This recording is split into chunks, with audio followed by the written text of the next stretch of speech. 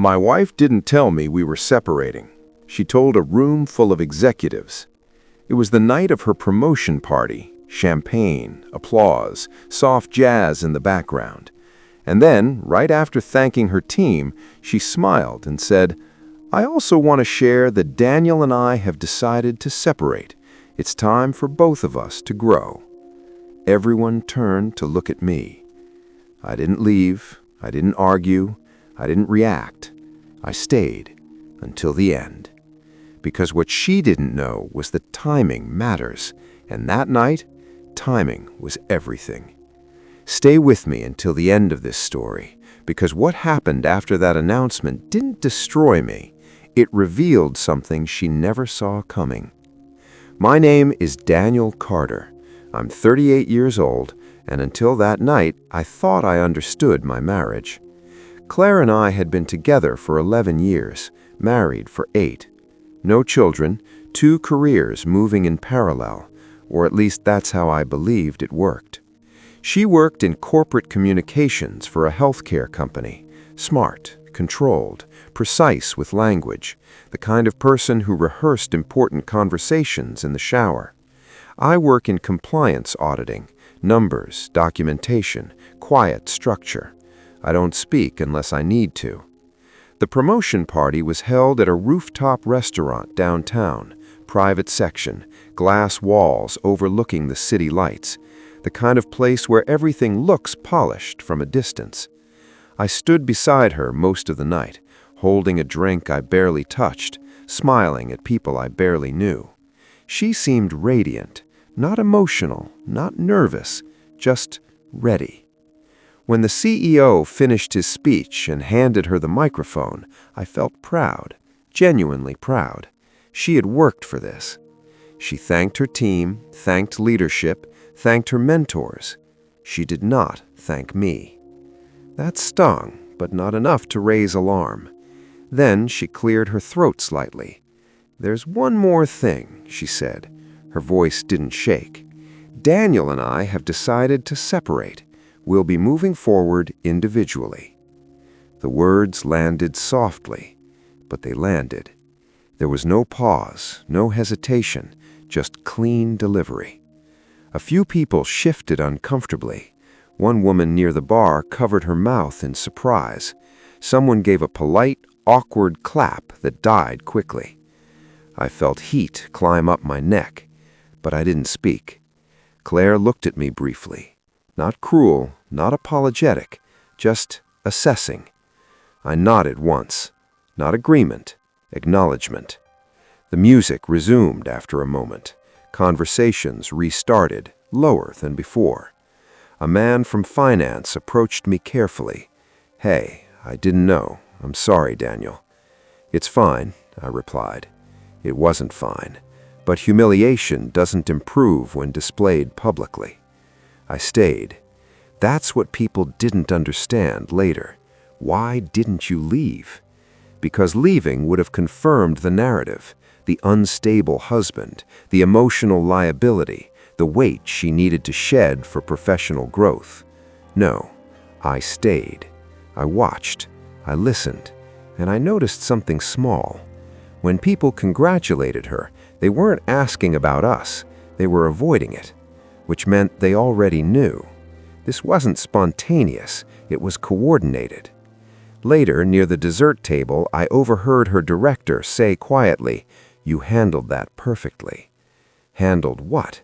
The announcement or the timing? Claire's smile tightened just slightly when she saw me standing across the room. Not fear, calculation. Around 10:30, she stepped outside to take a call. I followed, but not closely enough to be obvious. The rooftop terrace was dimly lit, wind stronger up there, city noise below. She stood near the railing.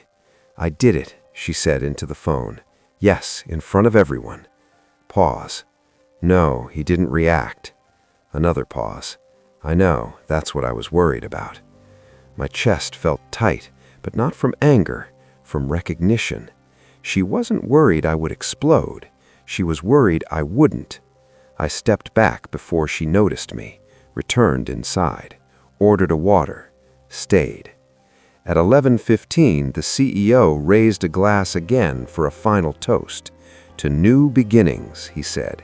Claire looked straight ahead, not at me. When the event began winding down, I helped gather gift bags, thanked the staff, even shook the CEO's hand. "Proud of her," he said. "I am too," I replied, which was still true, just not in the way he assumed. In the elevator down to the parking garage, it was just the two of us. The silence was thick. "You could have told me," I said quietly. "I tried," she replied. "When?" She exhaled slowly. "You've been distant for months." That's not an answer. She looked at her reflection in the mirrored wall. "I needed this clean. No scenes, no arguments." "So you staged it." "It wasn't staged. It was timed." She didn't deny it. The doors opened. We walked to separate cars. "Where are you going?" I asked. "To Melissa's for a few days. Already arranged, already prepared." I nodded once. "Okay." She hesitated, like she expected something more. Anger, pleading, a reaction she could point to later. But I didn't give it, because something about that night didn't sit right. It wasn't just a separation, it was positioning. And positioning only matters when there's something to protect or something to gain. When I got home, the house felt strangely untouched, like she hadn't rushed. Her closet was half empty, important documents missing from the desk drawer. Not all, just some.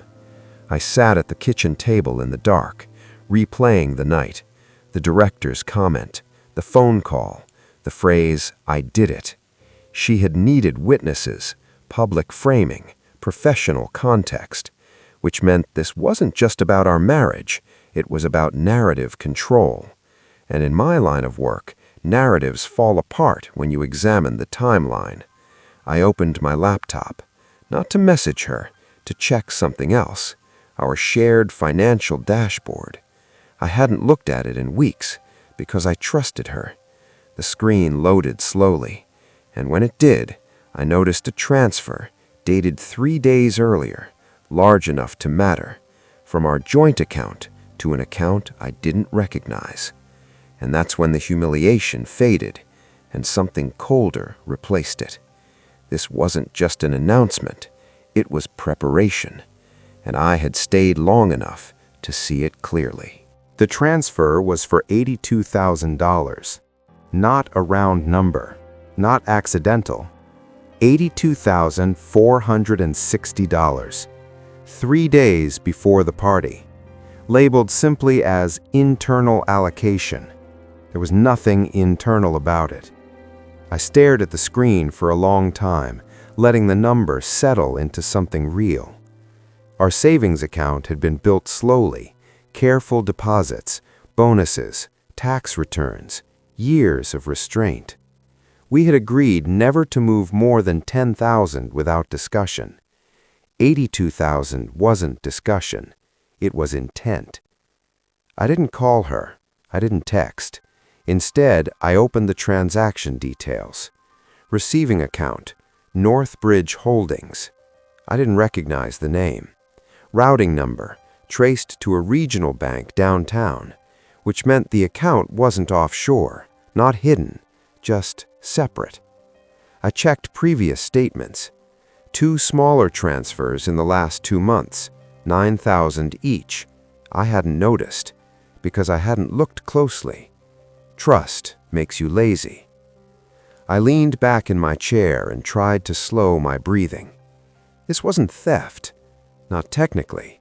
It was still marital property. But timing matters.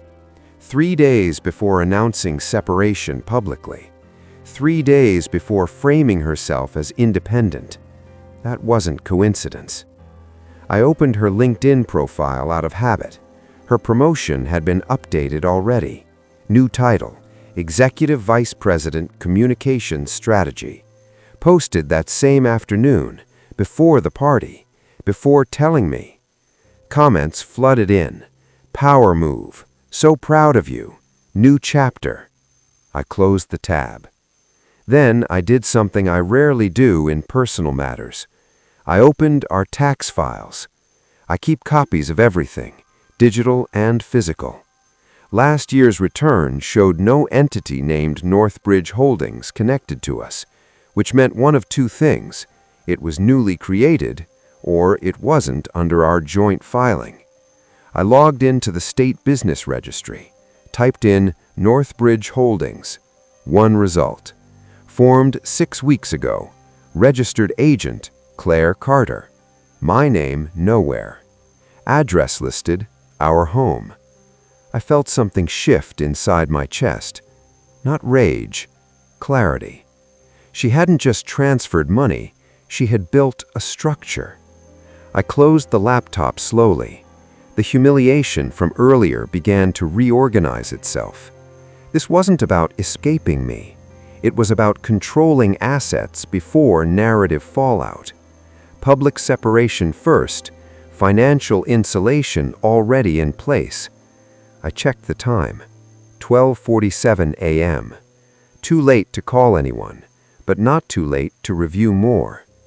I opened the shared document folder we used for bills. One folder, labeled Utilities, had been modified recently. Inside was a scanned lease agreement for an apartment downtown. Start date, next week. Tenant, Claire Carter. Guarantor, Northbridge Holdings. So that's what the money was for. Security deposit, advance rent, setup, all under her entity, meaning she could claim business relocation expenses if positioned correctly. I exhaled slowly. This wasn't emotional chaos, it was strategic detachment. The next morning, I went to work as usual. No dramatic absences, routine matters. In the break room, someone glanced at me awkwardly. "Hey, saw Claire's announcement online." "Yeah," I replied. "She okay?" "I assume so." They nodded, unsure what to say. Public framing travels faster than truth. Around noon, my phone buzzed. Claire. I let it ring twice before answering. "Hi," she said. Her voice was calm, almost gentle. "Hi. I assumed you saw the transfer." "Yes." Pause. "It's still marital funds," she added quickly. "I'm not hiding anything." "You created an LLC." "Yes." "Why?" "For consulting. My new role comes with outside speaking opportunities. I need a clean structure." 3 days before separation. "Why didn't you tell me?" "You would have analyzed it to death." That wasn't an answer.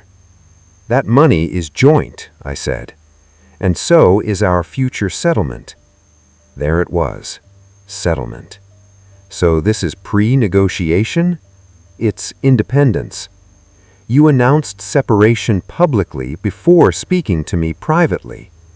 I needed control of the narrative. Her words were steady, controlled.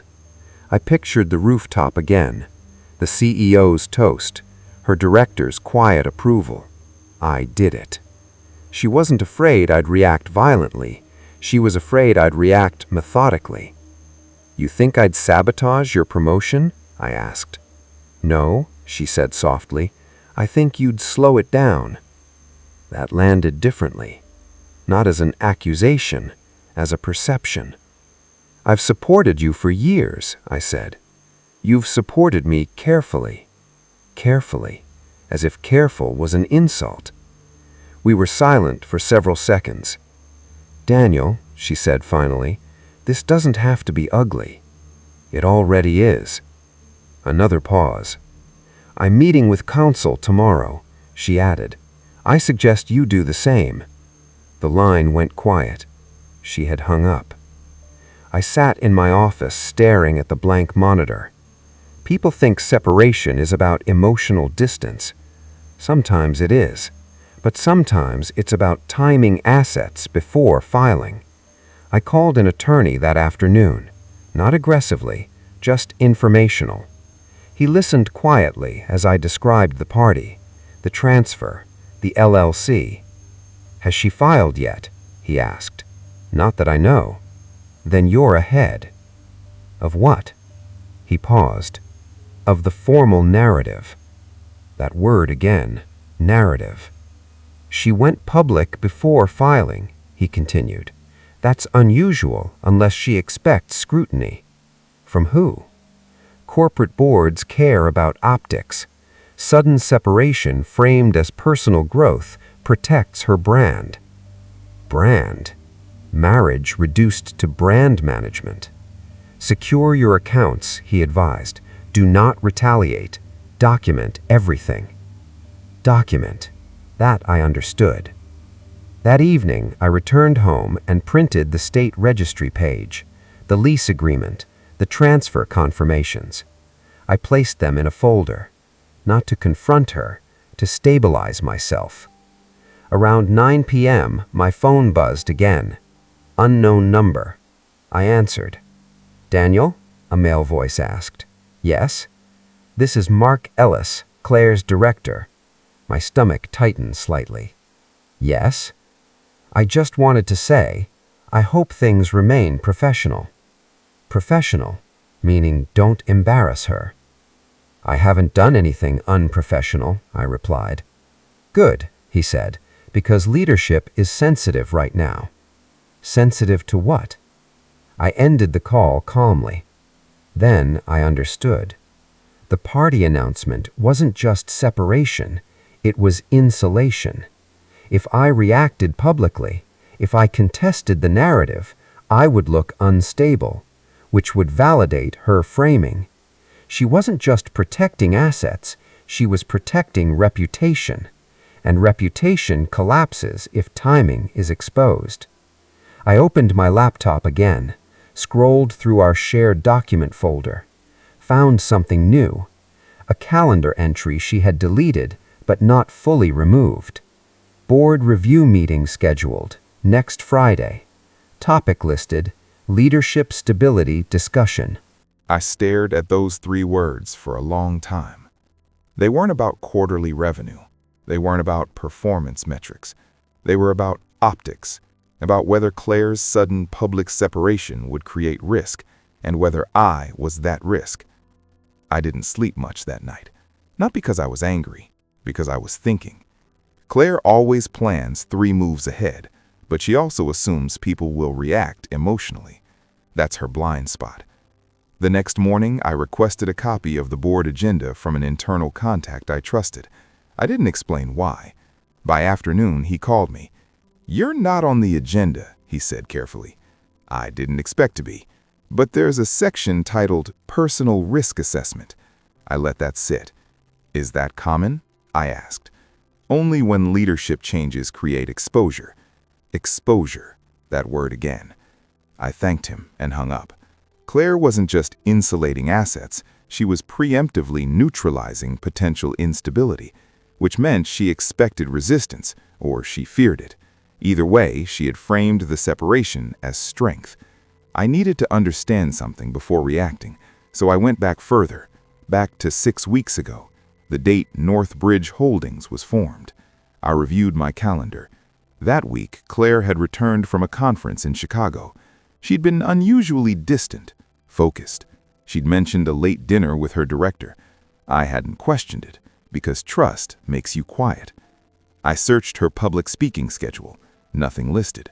No announced consulting contracts, which made the LLC less about opportunity and more about preparation. I called my attorney again. I found a board review scheduled for leadership stability, I said. He paused. She's positioning herself as unaffected. And me? If she frames you as unpredictable, that protects her. Unpredictable. I laughed softly. I stayed calm at the party. That may not matter. Narrative beats behavior. There it was again. Narrative. If she anticipated a reaction from me, then the transfer wasn't just financial, it was leverage. If I challenged it aggressively, she could argue financial hostility. If I remained silent, she retained control. I decided on something in between. That evening, I invited her to dinner. Neutral ground, public restaurant. She agreed without hesitation. We met at a quiet Italian place we used to visit years ago. She looked composed, confident, but tired. "You wanted to talk," she said. "Yes." I didn't accuse. I didn't raise my voice. "I know about Northbridge," I said calmly. She didn't flinch. "I assumed you would." "I know about the lease." A small pause. "I wasn't hiding it. You weren't telling me." She exhaled slowly.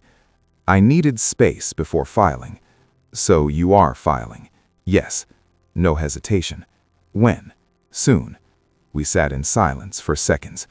"Why announce it publicly first?" I asked. "Because if I didn't control the announcement, someone else would." "Who?" She looked at me carefully. "You're respected in the company, Daniel." "That's not an answer." "It is." I understood.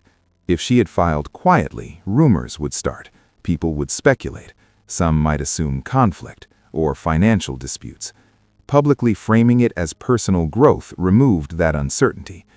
"You're worried I'll contest something," I said. "You're worried about perception." "Perception of what?" She leaned forward slightly. "You don't like being sidelined. That's not instability. It can look like it." There it was, the board review, the stability discussion. She wasn't accusing me directly. She was protecting herself from a version of me she thought might appear. "Have I ever been unstable?" I asked. She hesitated. "No." "Have I ever jeopardized your career?" "No." "Then what are we protecting against?" She looked down briefly. "Momentum." Momentum. Her promotion was fresh, her credibility still forming. Any sign of turbulence could weaken her. "So I'm turbulence," I said quietly. "No, you're risk." That landed heavier than I expected. Risk isn't personal, it's strategic. "I haven't threatened you," I said. "You don't need to." Silence settled between us. The waiter approached, then retreated when he sensed tension. "I saw the board agenda," I said. Her eyes shifted slightly. "You shouldn't have access to that." "I didn't misuse anything." Another pause. "You're already thinking defensively." "No, I'm thinking clearly." She folded her hands. "What do you want, Daniel?" "Transparency." "You have it." "No, I have fragments." She leaned back. "The board wants reassurance. They need to know the separation won't escalate." "And you told them?" "That it won't." "That's accurate." "For now." There it was again. She expected escalation. Not because I showed it, because she anticipated human emotion. "I'm not planning retaliation," I said evenly. "I'm glad, but I won't accept being framed as a potential problem." "You haven't framed me." "Leadership stability discussion." She didn't respond immediately. "That's standard review," she said finally. "For divorces?" "For executive changes." She was careful, very careful. "I need something from you," she added. "What?" "A written acknowledgement that the separation is mutual and non-hostile." There it was, documentation, proof for the board, insurance against perception. "You want me to validate your narrative." "I want clarity." "For them?" "For us." I studied her face. She wasn't evil. She wasn't cruel. She was strategic and scared. "Are you worried I'll challenge the transfer legally?" I asked. "Would you?" "I don't know." Honesty felt safer than reassurance. She looked at me for a long moment. "You've always been methodical," she said. "Yes. That's what makes this unpredictable." Unpredictable. Even calm behavior can threaten someone who expects reaction. "I won't sabotage your career," I said quietly. "I believe you." "Then why the LLC?" "Because if I didn't move first, you might." "I wasn't planning to, but you could have." That was the core. Not betrayal, anticipation. She didn't trust my restraint. She trusted my intelligence, which meant she prepared for it. "I'll consider your request," I said. She nodded slowly. "Daniel," she added, softer now, "this doesn't have to become a war." "It won't," I replied, "but it also won't be rewritten." Her expression shifted slightly. Not fear, not anger, recognition. The board wanted stability, Claire wanted insulation, but there was one variable she hadn't calculated. I wasn't interested in destroying her. I was interested in understanding why she thought I would. I didn't send the letter. Not that night. Not the next morning. I let the request sit in my inbox. Mutual and non-hostile. The wording was careful, but the timing was louder than the language. Claire had her board review in 4 days, and she wanted documentation before then, which meant she didn't fully trust her own narrative to hold without reinforcement. That realization changed something inside me. This wasn't about revenge. It wasn't even about separation anymore. It was about control over interpretation. The next day, I asked for a meeting with her director. Mark agreed quickly. Too quickly. We met in his office downtown. Glass walls, minimal decor, the kind of space designed to imply transparency while revealing nothing. "I appreciate you coming in," he said, gesturing for me to sit. "I'm not here to cause trouble," I replied calmly. "Good." He folded his hands. "There's concern," he continued. "About what?" "Public perception. Rapid personal changes can create distraction." "I haven't spoken publicly," I said. "That's noted." "Then what's the concern?" He hesitated. "Claire's promotion is high visibility. Any instability could affect investor confidence." "Investor confidence?" I nodded slowly. "You're worried I'll react. We're managing risk." "Risk again." "You've known me for 6 years." "Yes." "Have I ever behaved unpredictably?" "No." "Have I ever created a scene?" "No." "Then what exactly are you mitigating?" He leaned back slightly. "Daniel, sometimes it's not about what someone has done, it's about what they might do under stress." I held his gaze. "So this is hypothetical?" "It's precautionary." I stood up slowly. "I won't interfere with her career," I said. "That's good to hear. But I won't sign a document implying I need supervision." "That's not what it says.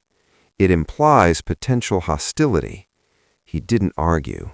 Instead, he asked something unexpected. "Did you know about the anonymous complaint?" I paused. "No." 2 weeks before the party, someone reported tension between you and Claire." My stomach tightened slightly. "Reported to whom?" "To HR." "For what?"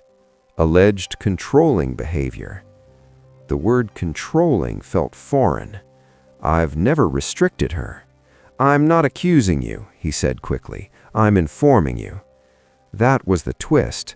The separation announcement wasn't the first move. The complaint was, which meant the narrative had begun forming before the party. "Was the complaint substantiated?" I asked. "No, but it exists." He nodded. "And in executive reviews, documentation matters." I exhaled slowly. Someone had positioned me as potential instability before any public announcement. "Who filed it?" I asked. "It was anonymous." Of course it was. I left the building with a strange sense of clarity. Claire wasn't just insulating assets, she was protecting against a perception she believed was already forming, which meant either she filed it herself or someone close to her did. That evening, I confronted her gently. "Did you file an HR complaint about me?" She looked genuinely startled. "What?" "2 weeks ago." Her expression shifted. "No." "Did anyone suggest you should?" Silence. "Claire." She exhaled. "Mark mentioned optics." "Before the party?" "Yes." "And you agreed?" "I didn't file anything." "But you knew there were concerns." She hesitated. "Yes." That was enough. "You let them question my stability before telling me we were separating." "I was protecting my position." "From what?" "From speculation." "So you allowed speculation." Her voice sharpened slightly. "You don't understand what it's like stepping into that role." "Then explain it." She paced once across the living room. It's fragile. Momentum can disappear overnight. If investors sense domestic chaos, they pull back. So I'm chaos? No, the idea of conflict is chaos. And the solution was to frame me quietly. I didn't frame you. You allowed documentation implying control.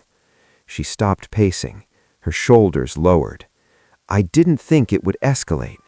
It didn't, I said evenly, until now. Silence filled the room. Not angry silence, heavy silence. You want honesty? She asked finally. Yes. I was afraid. Of me? Of losing leverage. There it was. Not fear of violence, not fear of confrontation, fear of imbalance. You thought I'd challenge your promotion. I thought you'd analyze every move. I would have. That's why I moved first. I nodded slowly. The LLC, the transfer, the complaint, the party announcement, all preemptive. She didn't distrust my character. She distrusted my intellect. You believe I'd outmaneuver you. Yes. The honesty was disarming. And you decided the safest strategy was speed. Yes. We stood there facing each other. Years of marriage condensed into one realization. She wasn't trying to destroy me. She was trying to stay ahead of me. But you miscalculated one thing, I said quietly. What? I'm not competing. Her expression shifted slightly. Then the doorbell rang, unexpected. She glanced at me, confused. I opened the door. 2 people stood there. One was her father.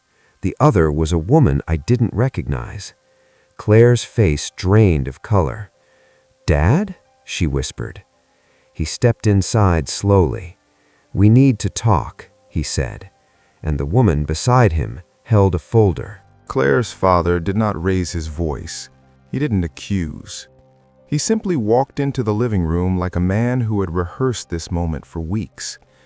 The woman beside him closed the door gently and introduced herself. Rachel Kim, External Compliance Auditor. Claire didn't move. Her hands were still at her sides, but her fingers curled slightly inward. "What is this?" she asked. Her voice wasn't angry, it was tight. Her father looked at me briefly, then back at her. "I told you to slow down," he said quietly. "Dad, not now." "Yes, now." Rachel stepped forward and placed the folder on the coffee table. "We've been reviewing internal risk documentation," she said calmly, "specifically how executive transitions were prepared." Claire's eyes flicked toward me, then back to the folder. "This isn't appropriate," she said. "It's overdue," her father replied. I stayed still. I didn't know what was happening, but I knew one thing. This wasn't about me anymore. Rachel opened the folder. Inside were printed emails, board memos, draft communications. 2 weeks before your promotion, she began, a preliminary stability assessment was submitted. Claire inhaled sharply. It was precautionary. It was also unsigned, Rachel said. Silence. Unsigned? I asked quietly. Rachel nodded. The anonymous HR concern was traced back to an internal HR channel. Claire looked at her father. You promised this wouldn't go outside. I promised transparency, he said. My mind moved slowly through the implications. The complaint wasn't filed by Claire. It wasn't even filed by Mark. It was drafted internally, as a protective measure, for her. To justify preemptive distancing, Rachel continued. Claire did not file the complaint, but she approved the strategy. Claire's jaw tightened. It was risk mitigation. It was reputational manipulation, Rachel corrected gently. Her father sat down heavily. Investors review more than numbers.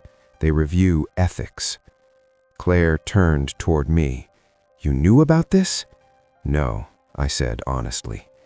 Daniel did not request this audit, Rachel added. The board did. The board. Leadership stability discussion. Suddenly, the missing piece appeared. The review wasn't about protecting Claire from me. It was about evaluating whether she had engineered unnecessary narrative control. You moved funds before disclosure, she continued. You formed an LLC under marital assets without documented spousal notice. You allowed an internal narrative suggesting potential instability. Claire's voice trembled slightly. It was defensive. It created risk. Her father leaned forward. You forgot something, he said softly. What? You married someone thoughtful. Claire looked at me, not with anger, with realization. I wasn't going to sabotage you, I said quietly. I know that now, but you acted as if you could. She swallowed. I acted as if you can. Rachel closed the folder. The board will not remove you, she said calmly, but they will document this. Claire nodded slowly. Her promotion would remain, but the internal audit would exist, permanent. After Rachel and her father left, the house felt strangely quiet. Not hostile, not broken, just honest. Claire sat on the edge of the couch, her posture smaller than I had ever seen. You didn't fight me, she said softly. I didn't need to. She laughed once, short, almost embarrassed. I thought a war wasn't coming. Yes, I thought speed was protection. It was distance. Silence stretched between us, years of partnership reduced to one miscalculation. I don't regret leaving, she said finally. I don't regret letting you. She nodded. And the money? We'll divide it properly. No retaliation? No. She looked at me for a long moment. You're not angry.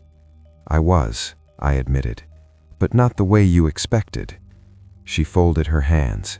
I'm sorry for assuming you'd weaponize your intelligence. I'm sorry you felt you had to defend against it. That was the closest we came to reconciliation. Not romantic, not dramatic, clear. The separation filing happened 2 weeks later, quietly. No public posts, no curated announcements. The board review concluded with a note about communication ethics. Claire remained in her role, but she adjusted. Slower decisions, more documented transparency. As for me, I stayed where I was. I didn't retaliate publicly. I didn't undermine her credibility. I simply existed, without confirming her fear. Months later, we met for coffee. No lawyers, no tension. Just two people who had once built something carefully and then overprotected it. You thought I'd stay until the end, she said softly. I did. She smiled faintly. Not to fight. No, to understand. The lesson wasn't about betrayal. It wasn't about revenge. It was about anticipation.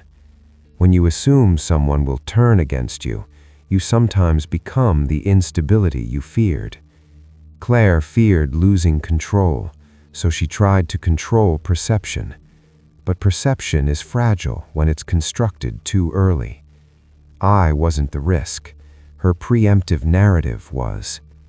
If you've ever been framed as a potential problem before you even acted, if you've ever watched someone prepare for a battle you weren't planning to fight, then you understand this. Sometimes the most powerful move isn't retaliation, it's restraint. And sometimes staying calm until the end reveals more than confrontation ever could. The board asked for stability. I gave them silence. And in that silence, the truth surfaced on its own. This was never about who would win. It was about who would wait. And I stayed until the end.